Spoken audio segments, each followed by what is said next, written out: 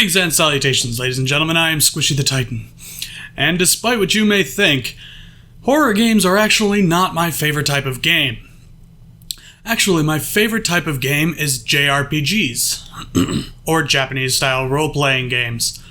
I love JRPGs because they almost always have great combat systems, in-depth stories, relatable characters, and more often than not, a epic soundtrack.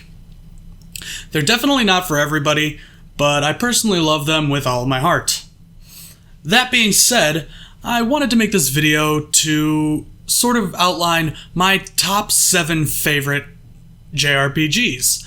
And I chose top 7 because top 5s are a bit too mainstream, and 7 is my favorite number. Now, just in mind, I'm going to do one game per series, and just because I may not mention a game on this list doesn't mean that I don't like it. And there are also some that I have not played, surprisingly, so that will also be addressed. Without further ado, let's get into my top 7 favorite JRPGs. Number 7.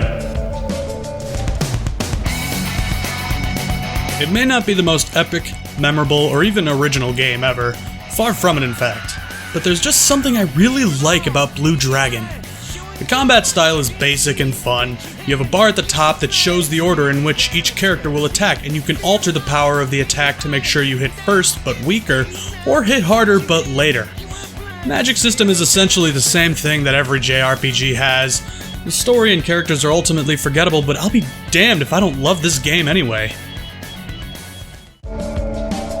Number 6. I first played through Rogue Galaxy just before the PS2 went the way of the dodo, and I absolutely fell in love. Everything from the beautiful cel-shaded graphics and stellar voice acting to the awesome combat system that could most closely be compared to Kingdom Hearts 2 just drew me in and made sure I was having fun the entire time. The story is fun, the characters are all memorable and useful in combat. It's always difficult building your party because every character is an asset, but that's a great problem to have. The only reason this entry isn't higher on the list is because many of the areas are gigantic and maze-like, often taking 30 to 40 minutes just running through corridors and getting frustrated at the amount of creatures attacking you. Still, it's an amazing game and you should all play it. It's even on the PS4 Marketplace now. Number 5. I only recently played through Bravely Default for the first time, and honestly I'm really glad I did.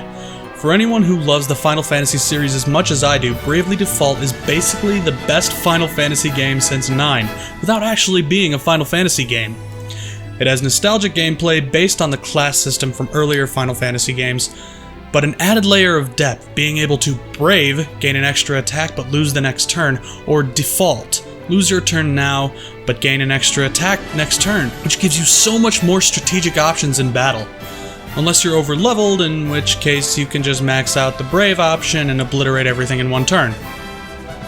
Still fun. The story is also very reminiscent of earlier Final Fantasy games, and I can't say much without spoiling it, so you'll just have to take my word. If you like Final Fantasy and you have a 3DS, do yourself a favor and pick this game up. Number 4.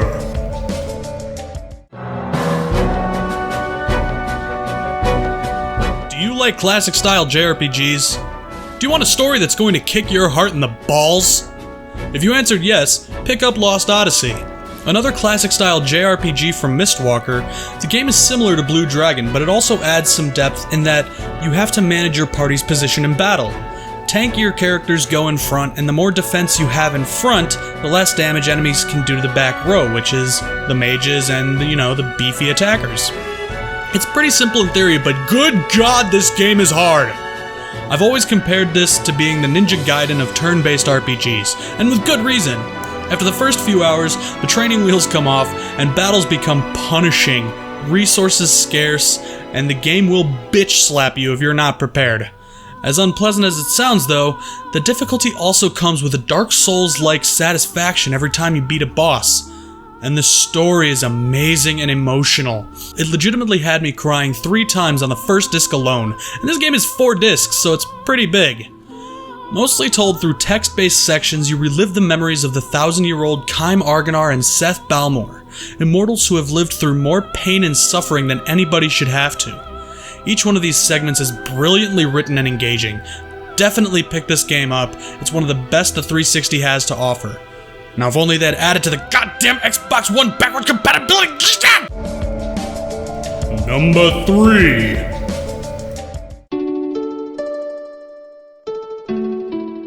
Alright, you all knew a Final Fantasy game was going to be on this list, and I had to add what is widely regarded as the best of the entire series. Sorry to all the Final Fantasy VII fans, but this one really is just better. The game isn't as big, so there's less monotony getting to the story. The combat system is better, and the skills menu will always be better than the materia system. To anyone who says Final Fantasy X is the best, I will punch you. I hate that game. Anyway, each character in Final Fantasy VI is the main character. So while Terra may be the quote-unquote official protagonist, it doesn't really feel that way because everyone is fleshed out, their story's deep and thorough, and each has their own sections where you control them and get to play them as the main character, not just a party member. Also, you can suplex a fucking train! How cool is that? Number 2.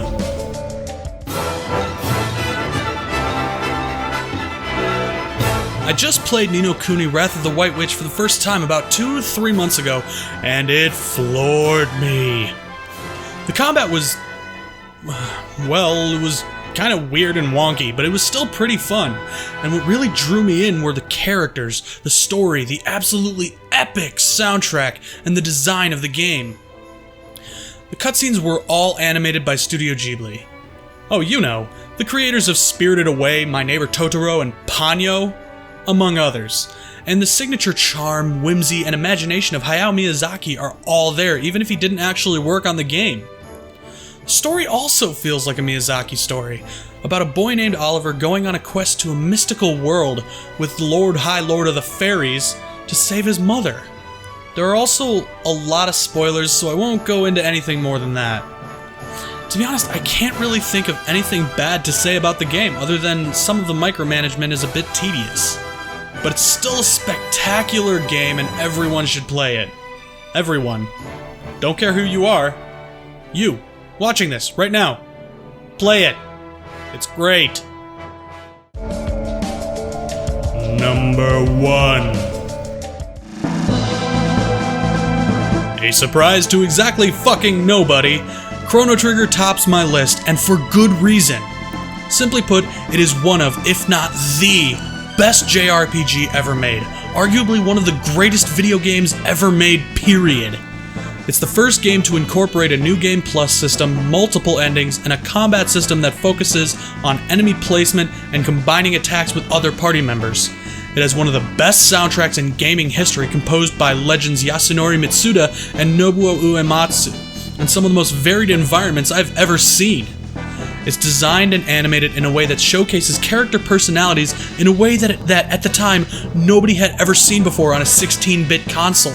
The team, comprising some of the biggest names in the industry, like Yoshinori Kitase, Akira Toriyama, you know, the guy behind fucking Dragon Ball Z, and Final Fantasy veteran Hironobu Sakaguchi, earned the nickname the Dream Team, and for good reason.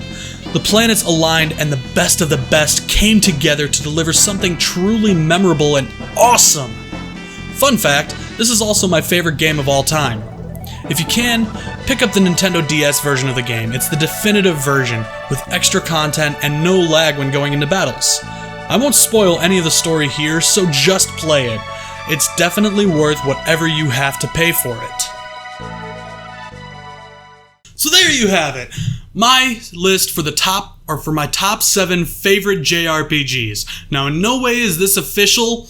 I'm not saying these are the best JRPGs ever made. They're just personally my favorites, the ones that have stuck with me for a very long time. Did you agree with any of these on the list? Did I perhaps entice you to play one of these games? One or even more of these games?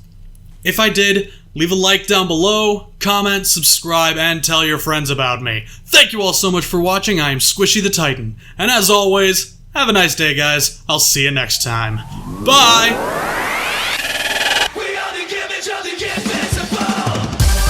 Number 1.